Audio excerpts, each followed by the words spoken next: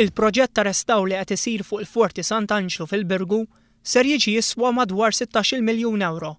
15 miljun euro ser ikunu kofinanzjati mill-fondi tal-Unjoni Ewropea u 1.5 miljun ser ikunu parti mill-fondi nazzjonali.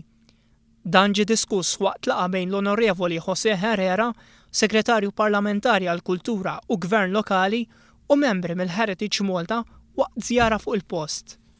Huwa mifhum li x-xogħol diġà beda u mistenni li jitlesta sa Ġunju tal-2015. Dan ser isir bilan biex il-Forti Sant'Angelo ikun anke ta' attrazzjoni turistika hekk kif il-Belt Valletta ser tkun il-Belt Kapitali tal-Kultura fl-2018. Uffiċjal ta' Heritage Malta spjega kif qed jinżamm kuntatt kontinwu mal-Ordni ta' San Ġwan sabiex isir restawr. Huwa mifhum li Sant'Angelo mhux qed ikun miftuħ għall-pubbliku u ilu mill-2008 abbandonat mingħajr ma sar ebda xogħol fuqu.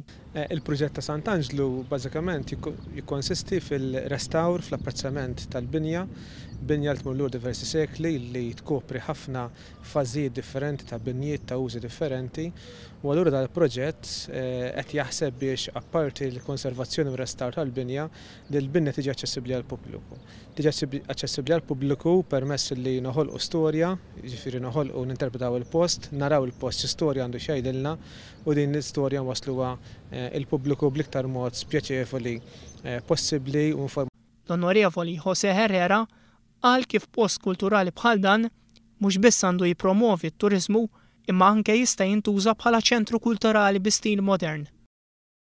Fejn se jintużaw biex nirrestawraw is-swar u l-binjiet li għandna f'Sant'Angelo, kif ukoll dawn se jiġu adattati uħud minnhom bħala attrazzjoni għall viżitaturi u se jkun hemm anke interpretazzjoni biex dak li qed iżur il-forti jifhem aħjar l-istorja tal-forti.